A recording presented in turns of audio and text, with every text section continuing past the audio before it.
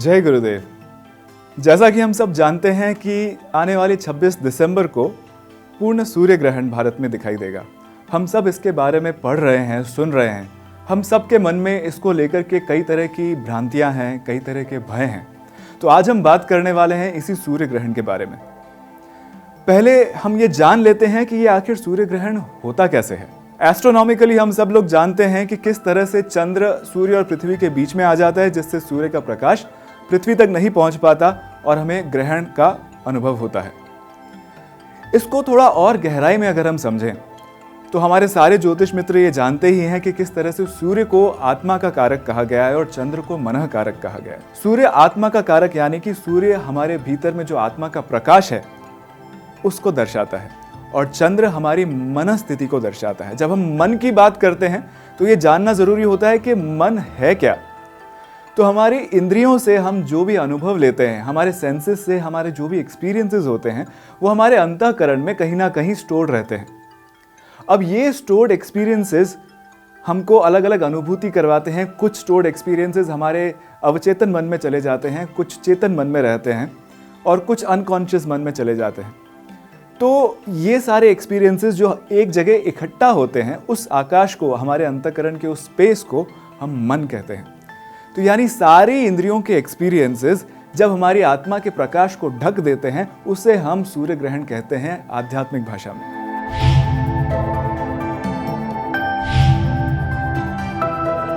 इस बार जो ग्रहण शुरू होने वाला है वो सुबह 8:06 पर बैंगलोर में शुरू होगा। ये जो भी मैं आपको समय बता रहा हूँ वो बैंगलोर के स्थानीय समय के अनुसार है।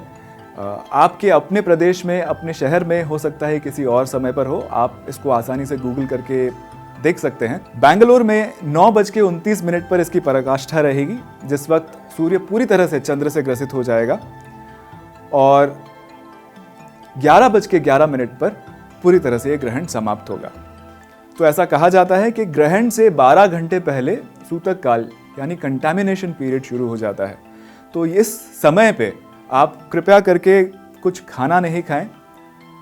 अगर आपने ऑलरेडी कुछ बना के रखा है तो उसमें भी तुलसी पत्र डाल के रखें। अपने घर के पानी में थोड़ा तुलसी पत्र डालें। जहाँ जहाँ अनाज पड़ा है वहाँ तुलसी पत्र डालें, ताकि अपने घर में जो खाना पड़ा है उसको कंटामिनेशन से बचा सके।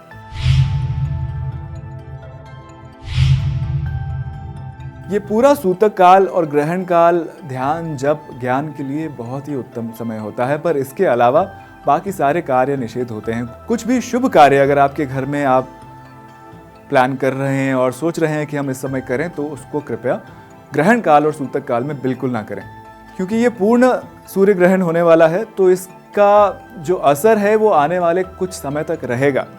तो आने वाले 3 महीनों के लिए कम से कम मेरा ये सुझाव है कि आप अपना ध्यान, सत्संग, ज्ञान, साधना, ये सब हर रोज अवश्य करें।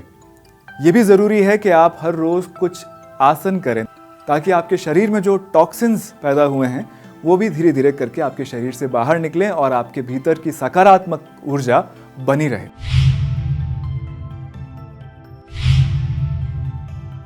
ये सूर्य ग्रहण जो हो रहा है इस वक्त आप देखें तो अधिकांश ग्रह धनु राशि के मूल नक्षत्र में स्थित हैं। मूल नक्षत्र थोड़ा सा मुश्किल नक्षत्र होता है। यहाँ पर सब ग्रहों का इकट्ठा होना हमारे जीवन में बहुत सारे परेशानियाँ, बहुत सारे चैलेंजेस पैदा कर सकता है। मूल नक्षत्र के जो देवता हैं उन्हें भी नृति कहा जाता है। ये बहुत ही घोर देवता हैं जो शुभ फल तो बहुत कम देते हैं, अधिकांशतः अशुभ फल ही देने वाले हैं। अगर आप कुछ ये सरल उपाय कर लेते हैं तो इन ग्रहों के प्रभाव से, इस ग्रहण के प्रभाव से काफी हद तक बच सकते हैं।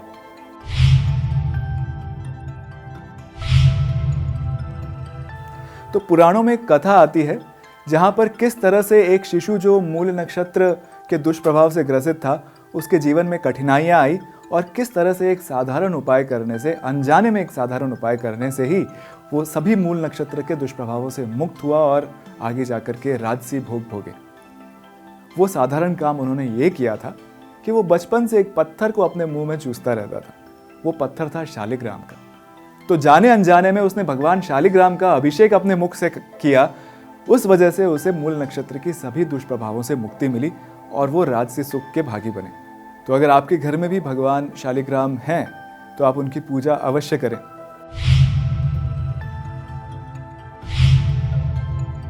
मूल नक्षत्र में इस ग्रहण के होने से ये हम सभी के मूलाधार चक्र को भी प्रभावित करेगा।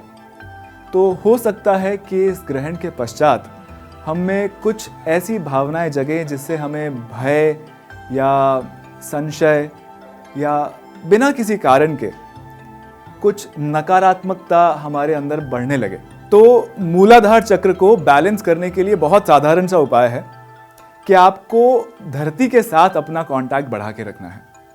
थोड़ा गार्डनिंग कीजिए, थोड़ा ज़मीन पे नंगे पैर चलिए, थोड़ा जॉगिंग कीजिए, थोड़ा एक्टिव रहिए फिजिकली, जिससे आपका मूलाधार चक्र बैलेंस में रहे। जितना आपका मूलाधार चक्र बैलेंस में रहेगा उतना कम प्रभाव इस ग्रहण का आप महसूस करेंगे। हरिओम मेडिटेशन एक ऐसा ध्यान है जिससे आपके सारे चक्र बैलेंस हो जाते हैं। तो आने वाले 3 महीनों के लिए मैं बहुत ख़ास तौर पे सुझाव देना चाहूँगा, बहुत स्ट्रांगली रेकमेंड करूँगा कि आप हर रोज़ हरिओम मेडिटेशन अगले 3 महीने तक अवश्य करें। अगर आपने पद्म साधना सीखी है, योग आसन करते हैं, तो बहुत अच्छी बात है। आपको अवश्य ही पद्म साधना के साथ में हरिओम मेडिटेशन करना चाहिए। उसी के साथ साथ हर रोज़ केवल 10 मिनट तक ओम नमः शिवाय चांटिंग ज़रूर करें। आपके मार्ग में आने वाली सभी ग्रह जनित बाधाएं केवल ओम नमः शिवाय मंत्र के जाप से पूर्णतः समाप्त हो जाती हैं। तो गुरु द्वारा दिए गए मंत्र का जाप करें, गुरु के ज्ञान को सुने, देखें, हरिओम मेडिटेशन करें, ओम नमः शिवाय का जाप करें, गुरु द्वारा दी गई सारी योग ध्यान क्रियाओं का अनुसरण करें, थोड़ी बहुत बागबानी करें, फिजिकली एक्टिव रहें, कुछ ना कुछ शारीरिक व्यायाम अवश्य करते रहें।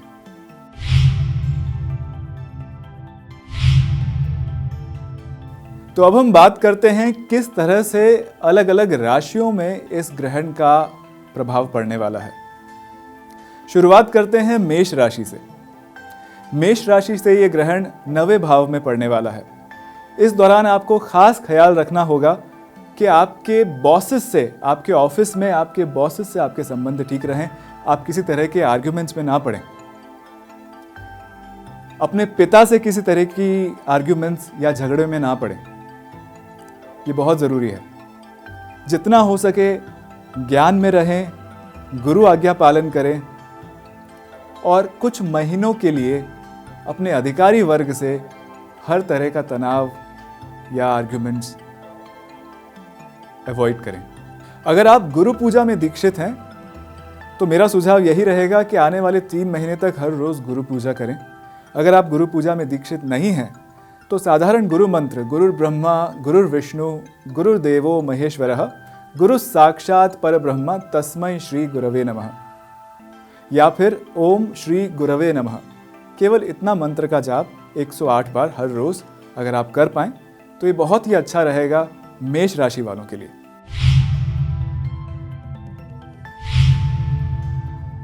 अब हम बात करते हैं वृषभ राशि के बारे में। वृषभ राशि से यह ग्रहण 8वें स्थान में हो रहा है। 8वां स्थान एक्सीडेंट्स, आयु और कुछ पुराने कार्मिक ऋणों को दर्शाता है। तो ये बहुत ज़रूरी है कि वृषभ राशि वाले लोग इस वक्त ड्राइविंग बहुत केयरफुली करें। अगर आप बाइक चलाते हैं तो हेलमेट ज़रूर लगाएं, कार चलाते हैं सीट बेल्ट ज़रूर पहनें और मोबाइल पे ड्राइविंग करते वक्त बात बिल्कुल नहीं करें।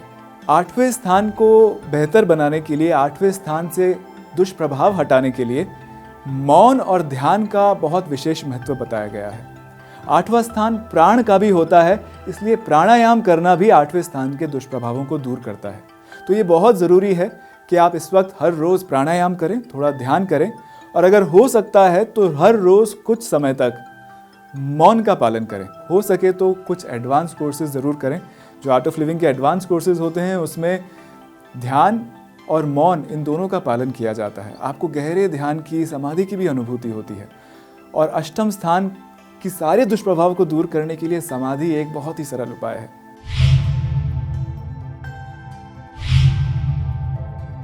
मिथुन राशि वालों के लिए ग्रहण उनसे 7वें भाव में होने वाला है।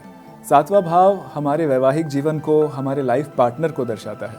तो इस वक्त हो सकता है कि आपके लाइफ पार्टनर को आपके अनकंडीशनल सपोर्ट की ज़रूरत हो सकता है कि इस वक्त उनकी हेल्थ बहुत अच्छी नहीं रहे, तो उस वक्त किसी तरह के मतभेद में पड़ने से बेहतर यही रहेगा कि आप उन्हें पूरी तरह से सपोर्ट करें, उनको पूरा वक्त दें। हो सकता है फैमिली की तरफ से, आपके ससुराल पक्ष की तरफ से आपकी ज़रूरत रहे, तो यहाँ पर भी किसी तरह का आर्गुमेंट करना या किसी तरह के झगड़े में ना पड़ें और जहाँ तक हो सके अनकंडीशनली आप उन्हें सपोर्ट करें।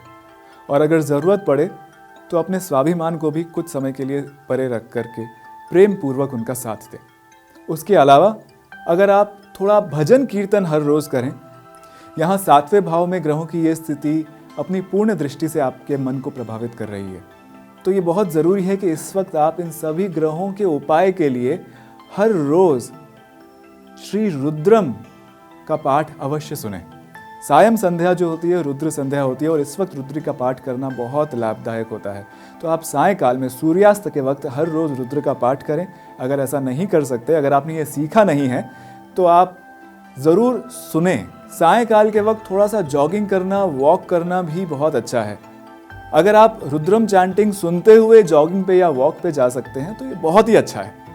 अगर आप मिथुन राशि के हैं और आपका व्यवसाय मास कम्युनिकेशन से जुड़ा हुआ है, जहाँ पर आपको लोगों से बात करनी पड़ती है, लोगों से अक्सर लोगों का सामना करना पड़ता है, तो इस वक्त थोड़ा ध्यान रखें कि आपके शब्द नपे तुले हों, बहुत सोच समझ करके बात करें। हो सकता है कि लोगों को आपकी बात ठीक ना लगे, कुछ गलतफहमियां हो जाए, तो इस बात पे थोड़ा अधिक ध्यान देने की ज़रूरत है।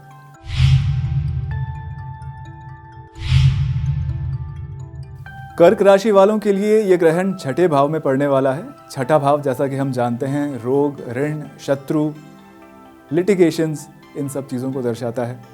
तो रोग बढ़ने की संभावना है। अगर आपने कोई ऋण लेके रखे हैं तो वो भी बढ़ने की संभावना है। शत्रुओं से ज़्यादा विवाद में ना पड़ें, क्योंकि हो सकता है कि इस वक्त बात बिगड़ जाए और कुछ सुलझे नहीं। कोर्ट लिटिगेशन से जितना हो सके बचें। अगर कोई पहले से चल रहा है लिटिगेशन, तो जहाँ तक हो सके उसके डिसीजंस पोस्टपोन करने की कोशिश करें, उसे स्थगित करने की कोशिश करें, क्योंकि ये बहुत अच्छा समय नहीं होने वाला है कर्क राशि वालों के लिए, खास तौर पे किसी तरह की लिटिगेशंस को लेकर के। आपके संबंध आपके मामा, छोटे मामा यानी आपकी माता के छोटे भाई या बहन, मामा या मासी के साथ थोड़े से बिगड़ सकते हैं। तो ये ज़रूरी है कि आप किसी तरह के विवाद से बचें और साथ ही साथ जहाँ तक हो सके उनकी प्रसन्नता के लिए प्रयास करें। अगर कुछ छोटा सा गिफ्ट दे सकते हैं, कुछ फ़ोन कॉल करके कुछ अच्छी बात कर सकते हैं, तो ज़रूर करें। इन दिनों में आपकी मामा या मासी के लिए हर छोटी सी अच्छी बात जो आप करने वाले हैं, वो आपको रोग, ऋण, शत्रु, लिटिगेशन सबसे बचा सकती है। अगर हो सके तो थोड़ा ब्रह्मचर्य का भी पालन करें। सेवा एक बहुत ही मुख्य उपाय है 6ठे भाव में होने वाले सभी दुष्प्रभावों से निकलने का। तो जहाँ जहाँ मौका मिले ज़रूरतमंदों की सेवा करें, ज़रूरतमंदों की मदद करें। इससे ना केवल 6ठे भाव में होने वाले ग्रहण का दुष्प्रभाव कम होगा, किंतु आप हर तरह के रोग, ऋण, शत्रुओं से भी मुक्ति पा सकेंगे।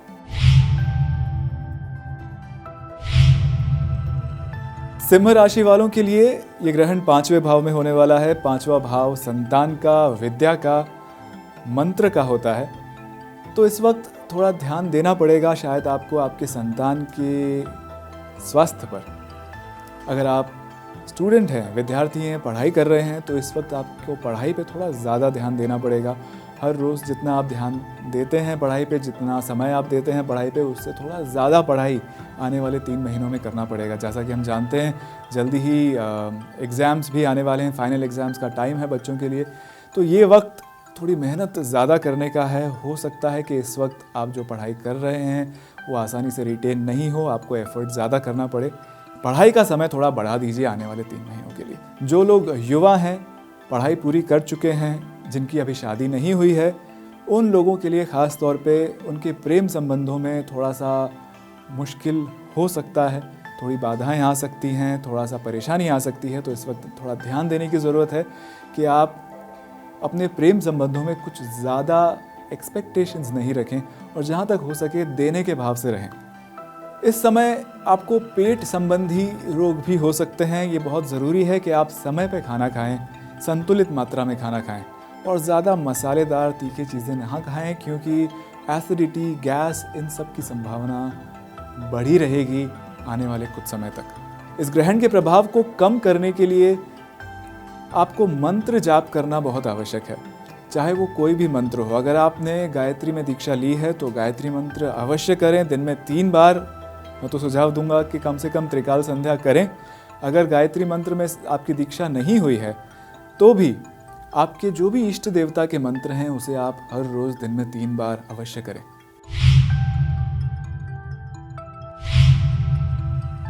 कन्या राशि वालों के लिए ग्रहण चौथे भाव में होने वाला है। चौथा भाव सुख भाव होता है, मातृ भाव होता है। हमारे जो फिक्स्ड एसेट्स हैं वो भी चौथे भाव से देखे जाते हैं। तो चौथे भाव में ये ग्रहण होने से आपकी माता के स्वास्थ्य पर असर पड़ सकता है, आपके वाहन पर असर पड़ सकता है। हो सकता है आपके वाहन में कुछ टूट फूट हो, आपके घर में कुछ टूट फूट हो, तो उन सब चीज़ों पे थोड़ा ध्यान देना ज़रूरी है। अपनी माता के साथ अच्छे संबंध बना के रखें, माता के साथ किसी मतभेद में ना पड़ें, माता से प्रेम पूर्वक व्यवहार करें, अपने वाहनों को सही जगह पे पार्क करें, ख्याल रखें कि वो सेफ़ हैं। अपने घर में अगर टूट फूट हो रही है तो उसे उसी वक्त ठीक करवा लें। चौथे भाव में ग्रहण का होना हमारे घर में थोड़ी नेगेटिविटी, थोड़ा नकारात्मक शक्तियाँ भी पैदा कर सकता है। तो मैं आपको यही सुझाव दूंगा कि ग्रहण के पश्चात अपने घर की अच्छे से सफाई करें, घर में कहीं कचरा नहीं रहने दें, कहीं दुर्गंध नहीं रहे, और पूरी तरह से सफाई करवाने के बाद, शुद्ध करने के बाद एक छोटा सा हवन होमा ज़रूर करवाएं। अगर आप गुरु पूजा करते हैं तो गुरु पूजा करें या करवाएं। अगर आपने उपनयन किया है तो अग्नि कार्य करें। अगर आप अग्निहोत्र जानते हैं तो स्वयं अग्निहोत्र करें सुबह और शाम। अगर आप ये सब नहीं भी जानते तो आपके किसी संपर्क से, आपके किसी जानकार पंडित से उनको बुलवा करके घर में एक छोटा सा पूजा और होमा ज़रूर रखें।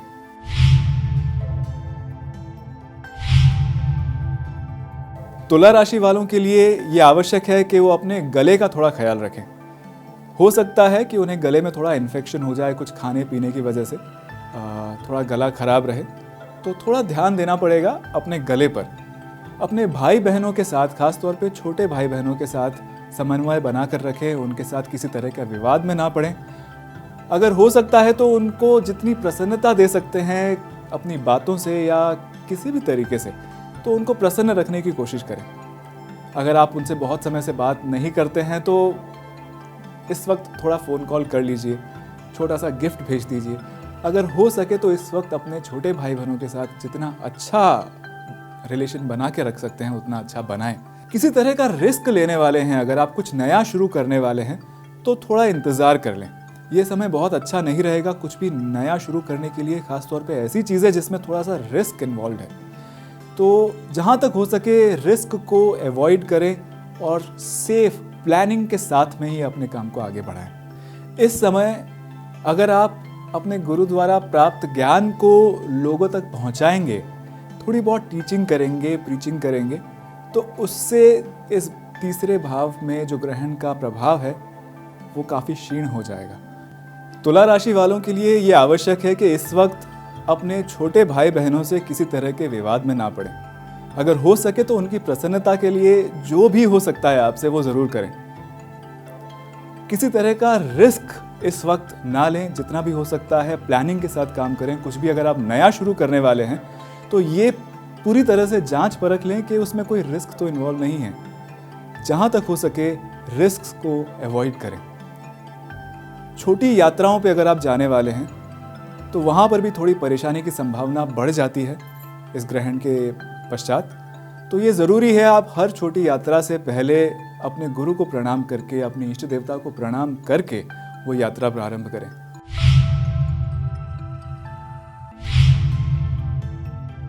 वृश्चिक राशि वालों के लिए ये दूसरे भाव में होने वाला है, जिसे हम कुटुंब भाव बोलते हैं।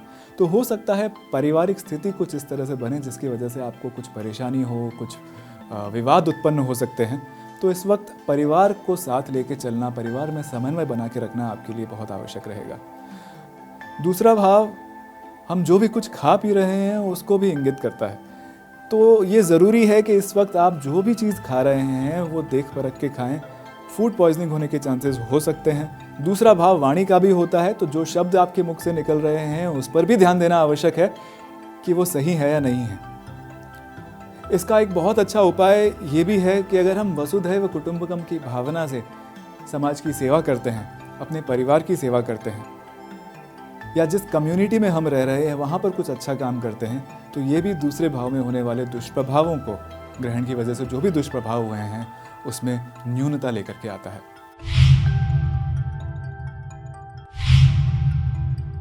धनु राशि वालों के लिए ये बहुत ही महत्वपूर्ण है। ये ग्रहण धनु राशि में ही हो रहा है।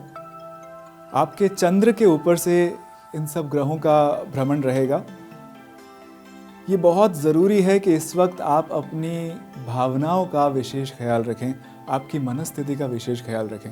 इस ग्रहण की वजह से हो सकता है कि आपके मन के भीतर के पुराने संस्कार जो अवचेतन में कहीं दबे हुए थे वो उभर कर सामने आए, या कुछ ऐसे भय नए प्रकट हो जाएं जिसके बारे में आपने कभी सोचा भी नहीं था।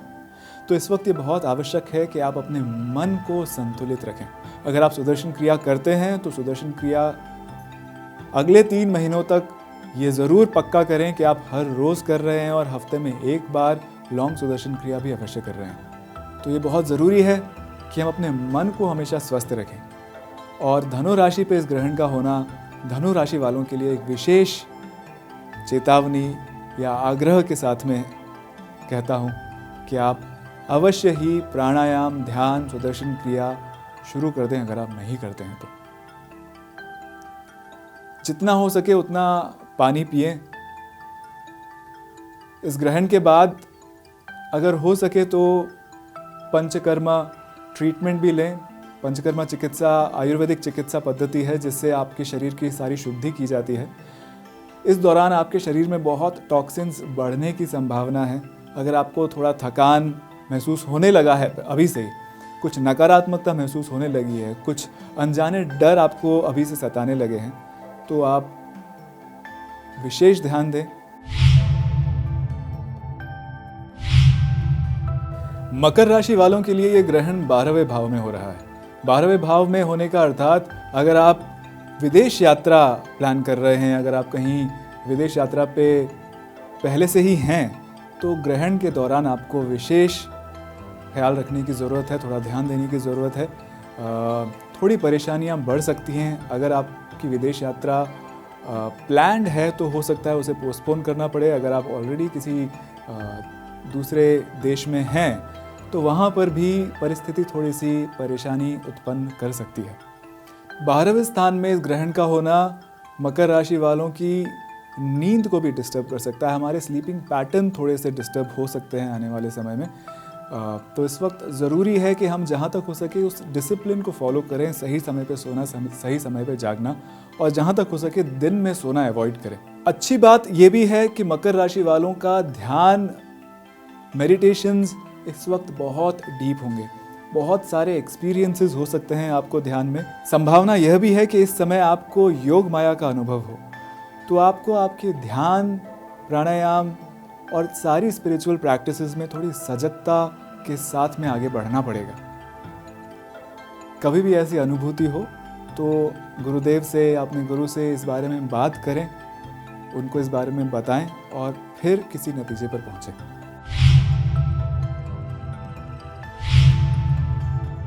कुंभ राशि वालों के लिए यह ग्रहण एकादश भाव में यानी 11वें स्थान में होने वाला है। 11वें स्थान में किसी भी ग्रह की स्थिति केवल फायदा ही देती है, लाभदायक ही होती है, किंतु फिर भी ग्रहण का लाभ स्थान में या 11वें स्थान में होना कुछ परेशानियों को इंगित करता है। आपके मित्रों के साथ और आपके बड़े भाई बहनों के साथ कुछ मिसअंडरस्टैंडिंग होने की संभावना है।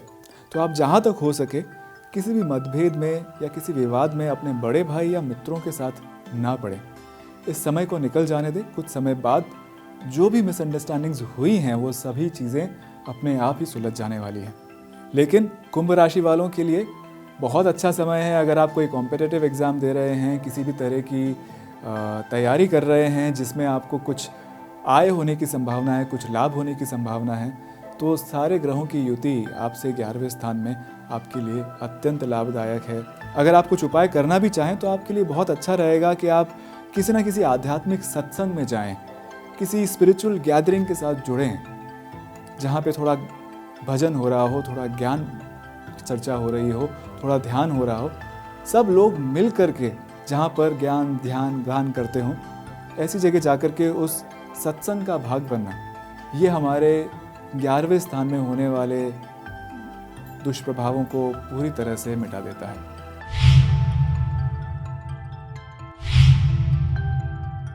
मीन राशि वालों के लिए ये ग्रहण 10वें स्थान में पड़ेगा।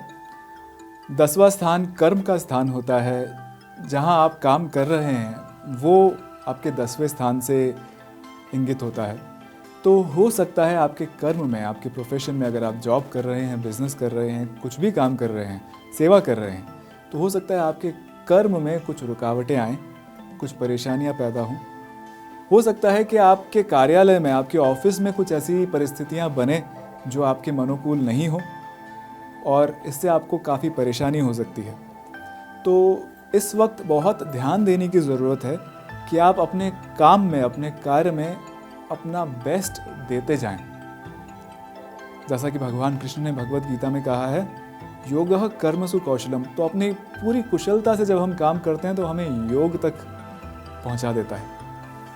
तो इस वक्त आपको अपने काम को पूरी कुशलता के साथ और पूरी लगन के साथ करते जाना है। फिर भी परिस्थितियां खराब होंगी क्योंकि ग्रहण है आपके 10वें स्थान में। संभावना है कि आपके अधिकारी, आपके बॉस आपके साथ, आपसे खुश नहीं रहें, आपके कलीग्स आपके साथ खुश नहीं रहें, कुछ ना कुछ मिसअंडरस्टैंडिंग हो, कुछ ना कुछ नेगेटिविटी फैले आपके वर्क प्लेस में। उसके लिए आपको तैयार रहना है। और इसका सबसे अच्छा उपाय भी भगवान कृष्ण ने भगवत गीता में दिया था। जब भगवान कृष्ण ने अर्जुन को कहा था, कर्मण्येवाधिकारस्ते मा फलेषु कदाचन माँ कर्म फल हेतुर्भु माँ ते संगोत्स्व कर्मणि। इसका अक्सर हमने मतलब जो बचपन से पढ़ा है कि तू कर्म किए जा, फल की इच्छा मत कर, ऐसा नहीं है। भगवान कृष्ण ने बहुत साफ साफ शब्दों में बोला है कि तुम्हारा अधिकार कर्मण्येवाधिकारस्ते, अर्थात तुम्हारा अधिकार केवल कर्म पर है, उसके फल पर नहीं है। माँ फलेषु कदाचन, उसके फल पर कभी भी नहीं है। और कर्म कैसे करना है? माँ कर्म फल हेतुर्भु, तो तुमको कर्म फल पाने के लिए नहीं करना है। माँ ते संगोत्स्व कर्मणि, ना ये सोच कर के फल नहीं मिलेगा कर्म छोड़ देना है। अर्थात हमको निस्वार्थ भाव से, कर्तापन के भाव को मिटा करके कर्म में लगे रहना है।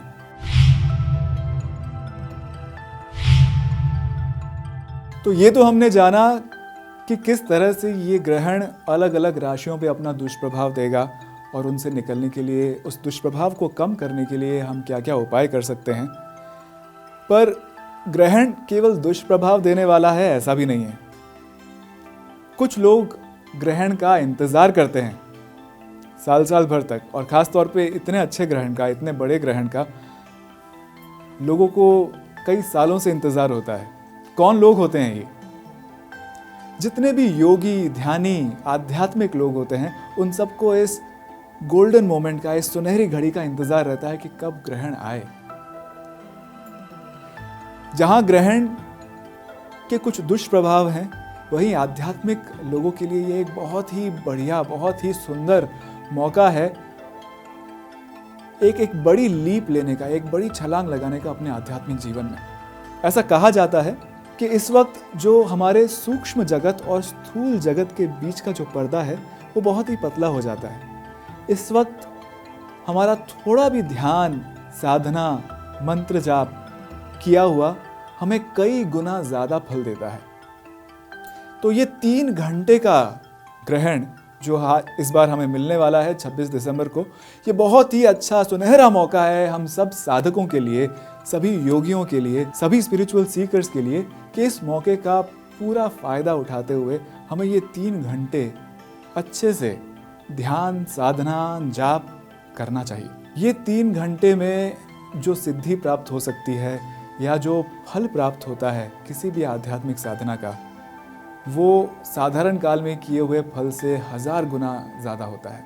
ऐसा हमारे तो जहाँ एक तरफ ग्रहण से जुड़े हुए कुछ डर हैं, वहीं ग्रहण से जुड़ा हुआ कुछ एक्साइटमेंट भी है कि ये ग्रहण आने वाला है और हम सब इस ग्रहण का पूरा उपयोग करते हुए अपनी साधना और जप को इस वक्त प्रबल रखेंगे और अपने आध्यात्मिक पथ को इस ग्रहण की कृपा से उन्नत करेंगे।